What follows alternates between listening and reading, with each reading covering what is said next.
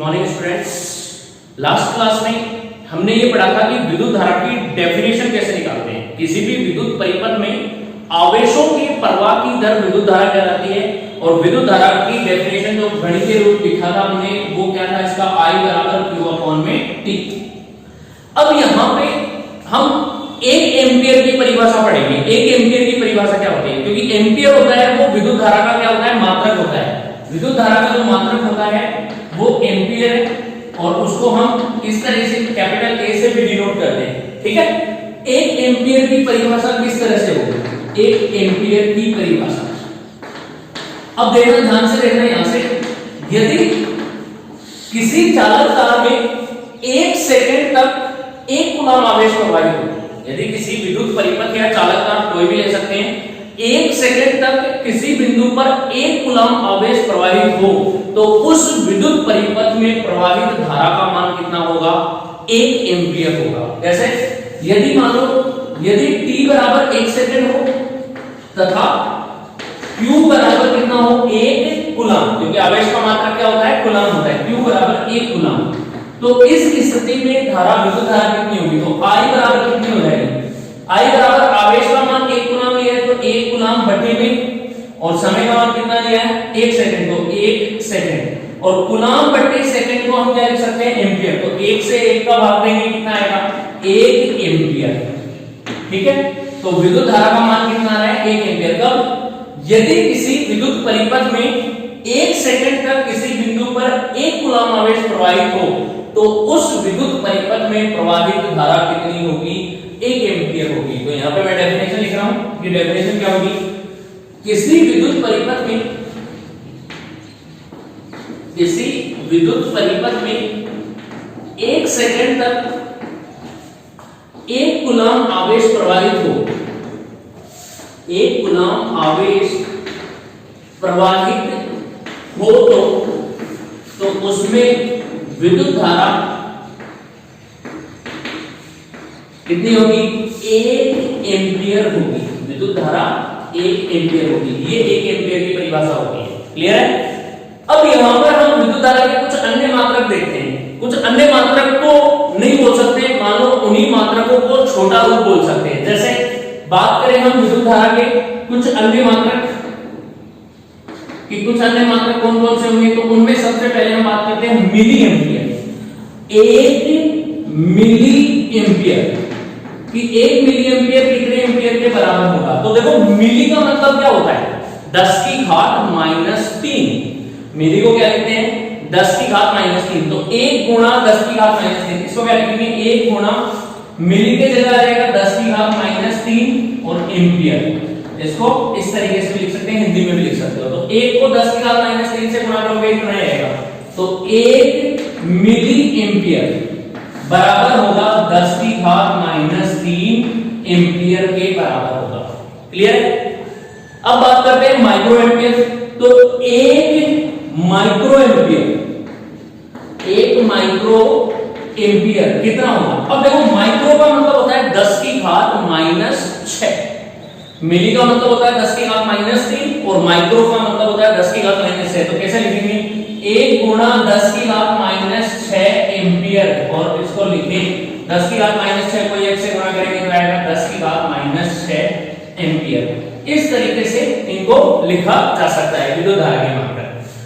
अब ये थी विद्युत धारा की डेफिनेशन किस तरीके से आती है। अब हम बात करते हैं विद्युत धारा का प्रवाह किधर से किधर होता है। तो यदि अगर हम आवेशों की बात करें तो विद्युत धारा का प्रवाह हमेशा धनावेशों से ऋणावेशों की तरफ होता है, मतलब पॉजिटिव टर्मिनल से नेगेटिव टर्मिनल की तरफ होगा। अगर मान लो एक बैटरी लें, ये बैटरी इस तरीके से मान लो ये है प्लस माइनस, किसी भी बैटरी को दर्शाया जाता है तो इस तरीके से दर्शाया जाता है। पॉजिटिव सीधा इसका बड़ा दर्शाते हैं और नेगेटिव सीधा क्या होता है, इसका छोटा होता है, और इस तरीके से दर्शाएंगे। तो बैटरी से जो विद्युत धारा जाएगी बैटरी से बाहर, वो धनावेशित सिरे से बाहर निकलेगी और इस तरीके से प्रवाहित होती हुई किसमें जाएगी, नेगेटिव सिरे में एंटर करेगी। मतलब धनावेश से निकलकर किसमें जाएगी, ऋणावेश में जाएगी। तो विद्युत धारा का प्रवाह किधर से किधर होता है, धनावेशों से ऋणावेशों की तरफ होता है। यहां पे लिख रहा हूं मैं कि विद्युत धारा का प्रवाह विद्युत धारा का जो प्रवाह होता है वो किधर होगा, धनावेशों से ऋणावेश की तरफ होता है, ठीक है। और वैसे अगर विभव के रूप में देखें तो विद्युत धारा उच्च विभव से निम्न विभव की तरफ, अगर विभव के रूप में देखें तो किधर से किधर जाएगी, उच्च विभव से निम्न विभव की तरफ विद्युत धारा प्रवाहित होती है। इस तरीके से इसको डिफाइन किया जाता है। ये थी विद्युत धारा। इसके बाद में हम बात करेंगे कि विद्युत विभव क्या होता है। अब यहां पर हमने पूरा विद्युत धारा के बारे में देख लिया कि किस तरीके से इसकी डेफिनेशन होगी। यहां पर एक वर्ड चल रहा था विभव, ये बार-बार विभव नाम आ रहा था बीच में, क्योंकि विद्युत धारा में विभव का रोल होता है। तो ये विभव क्या होता है इसके बारे में पढ़ेंगे। तो नेक्स्ट टॉपिक होगा हमारा, वो देखते हैं।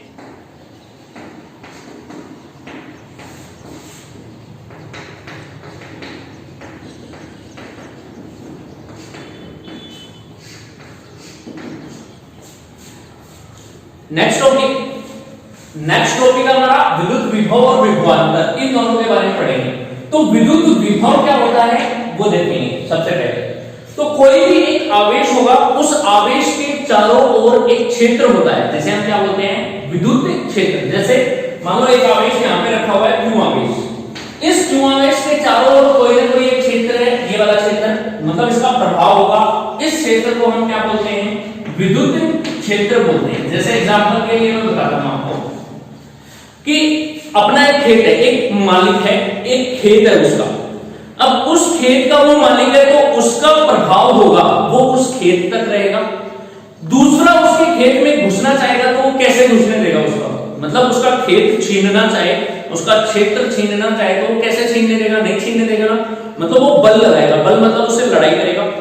तो सेम उसी प्रकार ये एक आवेश है और आवेश के चारों ओर का क्षेत्र होता है, वो क्या कहलाता है, विद्युत क्षेत्र कहलाता है। अब इस विद्युत क्षेत्र में कोई दूसरा आवेश है, इस विद्युत क्षेत्र में अगर मान लो बाहर से कोई एक स्मॉल q आवेश है, दूसरा आवेश को इसके अंदर आए, तो क्या ये अपने क्षेत्र में इस आवेश को आने देगा, नहीं आने देगा। नहीं आने देगा तो ये आवेश है वो इस पर क्या लगाएगा, बल लगाएगा। वो खेत वाली सी बात, तो ये हम अपने खेत में किसी दूसरे को कैसे घुसने देंगे, दूसरा यहाँ पे रहने लग जाए अपने खेत में, तो कैसे हमें बर्दाश्त होगा क्या, नहीं होता है। तो सेम उसी प्रकार एक आवेश है, उसका चारों ओर कोई ना कोई क्षेत्र होता है जिसे बोलते हैं विद्युत क्षेत्र। इस विद्युत क्षेत्र में कोई दूसरा आवेश आना चाहिए, जैसे स्मॉल q आवेश इसमें आ रहा है तो ये आवेश इसको आने नहीं देगा, इस पर क्या लगाएगा, बल लगाएगा। जैसे ये आवेश यहाँ पे आ रहा है q स्मॉल q, तो इसको आने नहीं देगा। ये आवेश q होगा वो इस पर क्या लगाएगा, बल लगाएगा और बल लगाकर भार की ओर इसको निकालेगा। तो भार की तरफ निकालेगा तो इन दोनों आवेशों पर कौन सा बल लग रहा है, मान लो एक कैपिटल q आवेश है, एक स्मॉल q आवेश, इस पर दोनों पर बल लग रहा है, वो भार की तरफ लग रहा है। मतलब ये वाला आवेश इस पे भार की तरफ बल लगा रहा है, मतलब कौन सा बल लगा रहा है, प्रतिकर्षण बल, ठीक है। अगर यही आवेश मान लो ऋणात्मक आवेश होता, माइनस q आवेश, तो ऋणात्मक आवेश होता, मान लो ये माइनस q आवेश होता, तो इस माइनस q आवेश को ये क्या करता, खींच लेता अपनी तरफ। मतलब दो समान जेंडर होते हैं वो एक दूसरे को पसंद नहीं करते, दो विपरीत जेंडर होते हैं वो एक दूसरे को पसंद करते हैं। जैसे शादी होती है, लड़का और लड़की के बीच में होती है ना, लड़के लड़के या लड़की लड़की के बीच में नहीं होती। तो सेम थिंग वही कि दो समान आवेश, मतलब ये भी धनात्मक आवेश है और ये भी धनात्मक आवेश, तो धनात्मक आवेश क्या करेंगे, बोला भाग यहां से, उसको धक्का मार के निकाल दिया, तो कौन सा बल लगाया, प्रतिकर्षण बल। और ये माइनस q आवेश है तो माइनस q आवेश क्या होगा, नेगेटिव, और ये पॉजिटिव चार्ज, तो प्लस q आवेश माइनस q आवेश को क्या करेगा, अपनी ओर आकर्षित करेगा, मतलब अट्रैक्टिव। तो ये वाला कौन सा बल लगेगा इसमें, आकर्षण बल। तो यहां से एक बात समझ में आ रही है कि समान आवेशों के मध्य प्रतिकर्षण बल लगता है, जबकि विपरीत आवेशों के मध्य आकर्षण बल लगता है। समझ लें कि प्लस प्लस आवेश होगा, दोनों के मध्य कौन सा बल लगेगा, प्रतिकर्षण, और यदि माइनस माइनस आवेश होगा तब भी दोनों में कौन सा बल लगेगा, प्रतिकर्षण, क्योंकि समान आवेश है ना। देखो लड़का लड़के को पसंद नहीं करेगा, लड़की लड़की नहीं करेगी, ठीक है।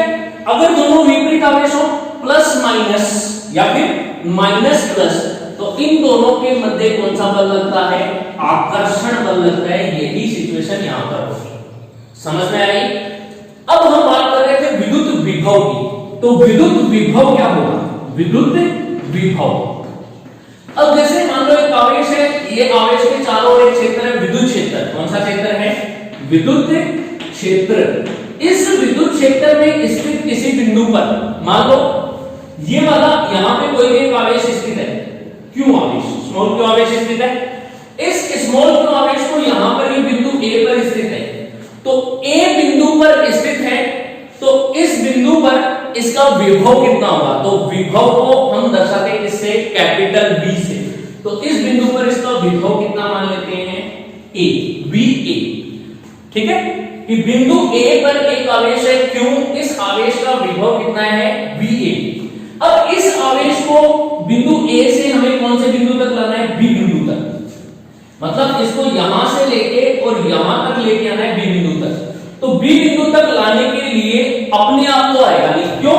क्योंकि ये प्लस क्यू आवेश है और ये विद्युत क्षेत्र क्या करेगा? यहां पर इसको आने नहीं देगा, क्योंकि प्रतिकर्षण बल लगेगा ना, यहां पे बताया था। क्योंकि विद्युत क्षेत्र होता है वो किसके कारण होता है? किसी न किसी आवेश के कारण होता है। तो कोई ना कोई आवेश होगा इसमें जिसका विद्युत क्षेत्र है और उस क्षेत्र में ये दूसरे को नहीं आने देगा। अब क्या करें? तो अब हमें इसको लाने के लिए हमें क्या करना पड़ेगा? जबरदस्ती करनी पड़ेगी, मतलब धक्का मार के, लड़ाई करके उसका खेत हमें जमीन खड़कनी है। तो ये आवेश क्या करेगा? इस पर बाहर से क्या लगाया जाएगा? बल लगाया जाएगा। जब बाहर से बल लगाया जाता है तो बल लगाकर, जैसे मैं किसी वस्तु पर बल लगाकर उसको आगे की ओर धकेलूं, तो वो क्या करेगा? विस्थापन करेगा। मतलब किसी वस्तु पर बल लगाकर उसको आगे की ओर गति कराई जाए तो बल के कारण वो विस्थापन करेगा। बल और विस्थापन का गुणनफल क्या कहलाता है? कार्य। 9th क्लास में पढ़ा होगा आपने, बल गुणा विस्थापन, मतलब बल और विस्थापन का गुणनफल क्या कहलाता है? कार्य कहलाता है। इसका मतलब अब बात हमें समझ में आ गई कि इस आवेश को ए बिंदु से बी बिंदु तक खिसकाने के लिए हमें क्या करना पड़ेगा? कार्य करना पड़ेगा, क्योंकि बल लगाना पड़ेगा और बल लगाकर इतनी दूरी तय करनी पड़ेगी। मतलब इसको बल लगाकर यहां तक लाएंगे तो हमें क्या करना पड़ेगा? कार्य। कितना कार्य करना पड़ेगा? W। तो मान लेते हैं बिंदु ए का विभव है V और बिंदु बी का विभव कितना है? VB। क्लियर? कि किसी आवेश Q को विद्युत क्षेत्र में स्थित किसी एक बिंदु से दूसरे बिंदु तक लाने में किया गया कार्य W तथा उस आवेश का अनुपात, कौन सा आवेश है? Q। उस आवेश का अनुपात मतलब कार्य तथा आवेश का अनुपात जो W बटा Q, वही क्या कहलाता है? इन दोनों बिंदुओं के मध्य विभवांतर कहलाता है। क्या कहलाता है? दोनों बिंदुओं के मध्य विभवांतर। तो विभवांतर क्या कहलाता है? देखो, विभवांतर, इसका मतलब किसका अंतर? विभव का अंतर। सन्निवेश करेंगे तो क्या होगा? विभव प्लस अंतर, मतलब विभवों का अंतर। तो दो बिंदुओं के विभवों का अंतर, प्रारंभिक बिंदु कौन सा है? VA, इसका विभव VA, और अंतिम बिंदु B, इसका विभव कितना है? VB। तो जब भी हम अंतर निकालते हैं, कैसे निकालते हैं? अंतिम माइनस प्रारंभिक। तो अंतिम कौन सा है? VB, मतलब VB का विभव माइनस प्रारंभिक बिंदु का विभव VA। तो VB माइनस VA क्या कहलाएगा? W upon Q। यही किसकी डेफिनेशन होती है? विभवांतर। ये विभवांतर कहलाता है। तो विभवांतर की डेफिनेशन क्या बनी? कि किसी विद्युत क्षेत्र में स्थित आवेश को एक बिंदु से दूसरे बिंदु तक लाने में विद्युत क्षेत्र के विरुद्ध, देखो विद्युत क्षेत्र के विरुद्ध किए गए कार्य तथा उस आवेश का अनुपात उन दोनों बिंदुओं के विभवों का अंतर कहलाता है, या उन दोनों बिंदुओं के मध्य विभवांतर कहलाता है। आई समझ में बात? कैसे विभवांतर की डेफिनेशन लेंगे? अब जो ये विभवांतर होता है, ये तो हो गया विभवांतर। अब हम बात करते हैं किसकी? विभव की। कि विद्युत विभव किसे बोलते हैं? विभवांतर। तो दो बिंदुओं का अंतर हो गया। अब विभव की डेफिनेशन देखें तो वो देखना, मैं आपको विभव की डेफिनेशन बताऊंगा अभी क्या होती है यहाँ पे। मान लो, सपोज करो कि ये जो बिंदु है वो इस विद्युत क्षेत्र के बाहर स्थित है।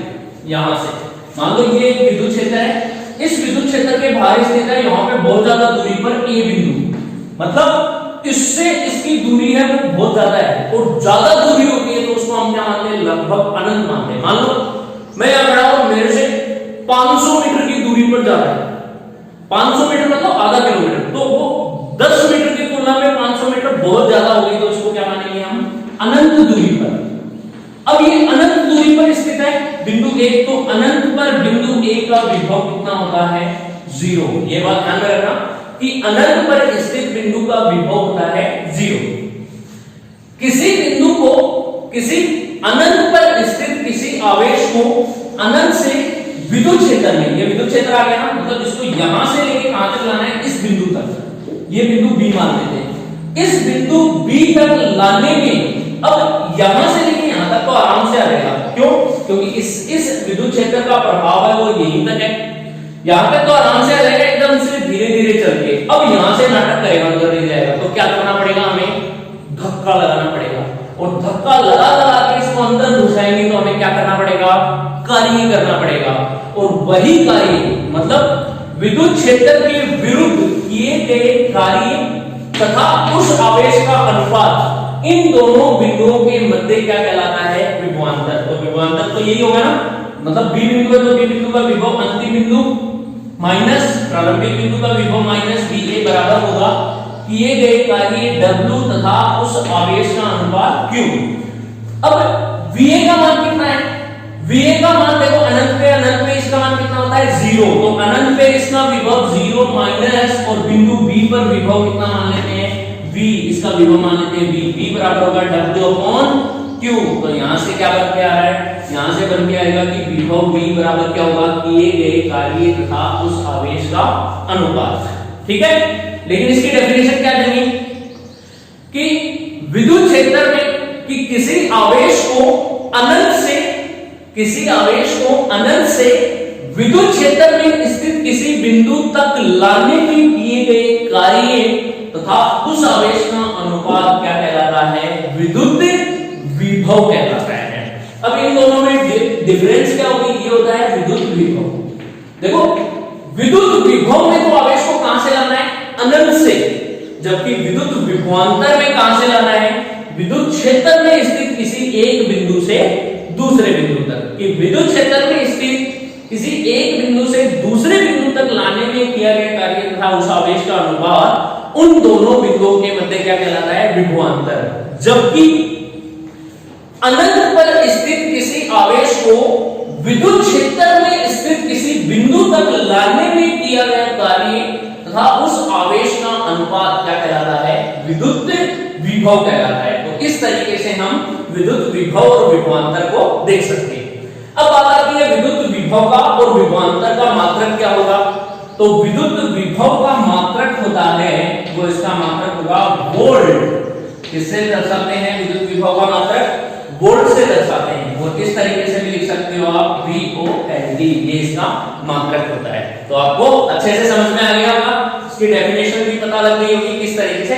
नेक्स्ट इसके आगे देखते हैं हम, इसके बारे में और कुछ जानकारी लेते हैं कि विद्युत विभव में कहां से क्या आएगा। हेलो बच्चों, तो देखो विद्युत विभव की बात कर रहे थे, विद्युत विभव के बारे में देखते हैं थोड़ा सा। एक क्वेश्चन करते हैं विद्युत विभव में, कोई बात नहीं, शर्ट चेंज हो गया, चल रहा है क्लास, हमें तो क्लास देखनी है। तो देखो विद्युत विभव में हम 1 वोल्ट की डेफिनेशन देखते हैं। 1 वोल्ट की डेफिनेशन क्या होगी, 1 वोल्ट की डेफिनेशन देखो, या फिर शॉर्ट में बताऊं तो विद्युत विभव को किस तरीके से डिफाइन करेंगे। तो देखो विद्युत विभव क्या होता है, इसको छोड़ दें। विद्युत विभव होता है कि अनंत से किसी आवेश को विद्युत क्षेत्र में स्थित किसी बिंदु तक लाने में किया गया कार्य W तथा उस आवेश का अनुपात Q का अनुपात, या स्मॉल q ले लो, जो भी लिया उसका अनुपात क्या कहलाता है, विद्युत विभव कहलाता है। सपोज करो हम आवेश का मान कितना लें, 1 कूलम, क्योंकि आवेश का मात्रक क्या होता है, कूलम।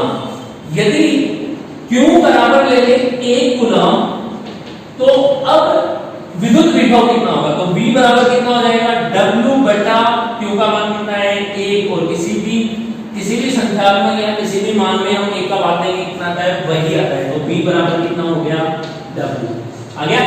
यहां से क्या समझ में आ रहा है कि किया गया कार्य ही किसके बराबर होगा, विद्युत विभव के बराबर। तो हम डेफिनेशन क्या बनाएंगे, अब हमने आवेश का मान ले लिया 1 कूलम, और 1 को हम क्या बोलते हैं, एकांक।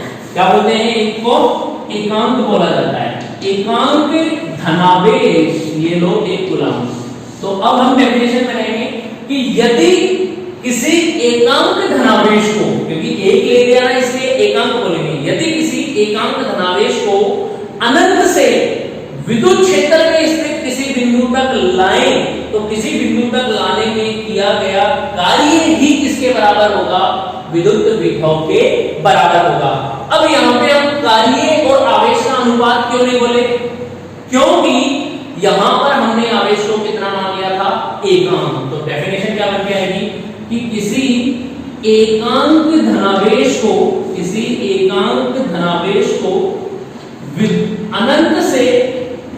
अनंत से विद्युत क्षेत्र में स्थित, अनंत से विद्युत क्षेत्र में स्थित किसी बिंदु तक, स्थित किसी बिंदु तक लाने में किया गया कार्य, लाने में किया गया कार्य ही विभव, विद्युत विभव कहलाता है या विद्युत विभव के बराबर होता है।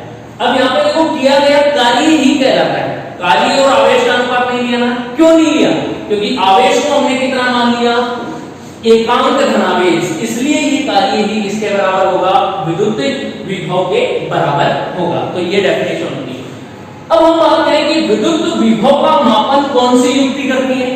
तो विद्युत विभव का मापन करने के लिए एक युक्ति है या फिर विद्युत उपकरण है जिसका नाम है वोल्टमीटर। वोल्टमीटर, और वोल्टमीटर किसका मापन करता है? विद्युत विभव का मापन करता है। यह है वोल्टमीटर। इसको हम दर्शाते हैं इससे, V से दर्शाते हैं, प्लस और एक माइनस, वोल्टमीटर। तो वोल्टमीटर के द्वारा विद्युत विभव का मापन किया जाता है। अब वोल्टमीटर का मापन करेंगे तो इसको विद्युत परिपथ में कहां जोड़ते हैं? समांतर क्रम में। वोल्टमीटर को विद्युत परिपथ में समांतर क्रम में जोड़ा जाता है। कौन से क्रम में जोड़ते हैं? समांतर क्रम में। और समांतर क्रम क्या होता है? नेक्स्ट वीडियो में मैं आपको डिस्कस करूंगा कि समांतर क्रम किस तरीके से होते हैं। तो ये आज का लेक्चर यहीं पे फिनिश करते हैं और इसके बाद में नेक्स्ट लेक्चर में हम पढ़ेंगे समांतर क्रम, श्रेणी क्रम, इनके बारे में बताऊंगा। ओम का नियम भी पढ़ेंगे। Thank you, have a nice day. Video को लाइक कर दीजिए, शेयर कर दीजिए और सब्सक्राइब कर दीजिए।